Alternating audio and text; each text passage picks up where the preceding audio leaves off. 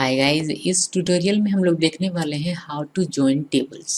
ठीक है, टेबल को कैसे हम लोग ज्वाइन करते हैं, यानी कि एक से अधिक जब टेबल हमारे पास हो और दोनों में रिलेशन कायम करना हो तो कैसे हम लोग करेंगे, यानी कि दोनों टेबल को हम लोग ज्वाइन कैसे करेंगे। यानी कि दोनों ज्वाइन का मतलब दोनों टेबल्स के बीच रिलेशन बनाना है।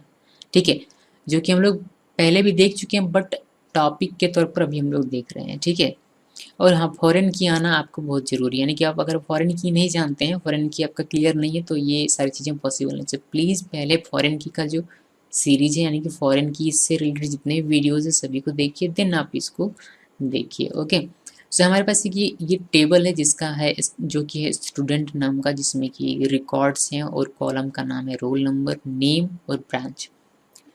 ये जो रोल नंबर है आपका प्राइमरी की, इस टेबल का प्राइमरी की है रोल नंबर। ठीक है, अब हमारे पास एक और टेबल है एग्जाम नाम का, जिसमें कि roll number, S code, marks और पी कोड। आप देख पा रहे हो कि रोल नंबर यहाँ भी है, रोल नंबर यहाँ भी है।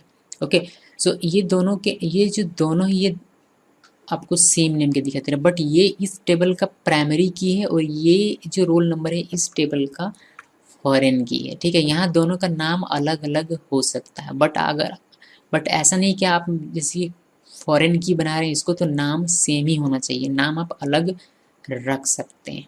सो ये जो प्राइमरी की है और इस टेबल का जो फॉरेन की है, ये यही इन दोनों के बीच रिलेशन बनाता है।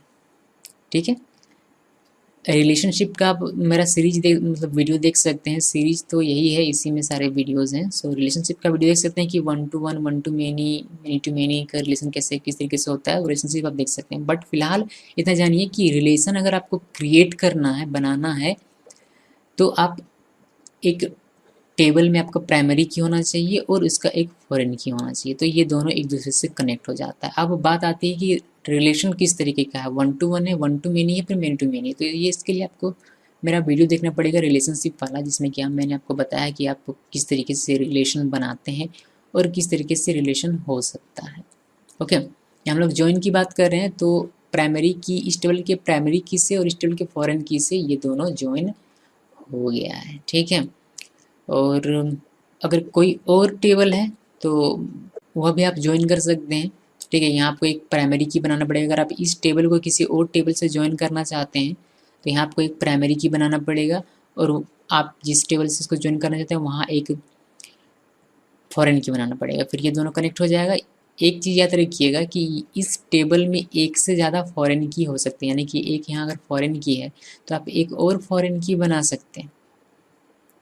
जैसे कि आप यहाँ एक प्राइमरी की क्रिएट मान लीजिए कि अगर आप करना नहीं चाहते हैं, आप चाहते हैं कि एक और जो टेबल होगा उस टेबल में आपका प्राइमरी की होगा, सो यहाँ प्राइमरी की होगा और आप यहाँ एक फॉरेन की बनाना चाहते हैं जिससे कि दोनों रिलेशन बने, तो आप ये भी कर सकते हैं। ठीक है, मेरे कहने का सिंपली मतलब इतना है कि दोनों में से किसी एक टेबल में एक प्राइमरी की होना ज़रूरी है, तभी आपका रिलेशन बनेगा, अदरवाइज नहीं बनेगा। ठीक है, जैसे कि यहाँ अगर आपका प्राइमरी की ये नहीं होता तो इन दोनों का रिलेशन नहीं बनता।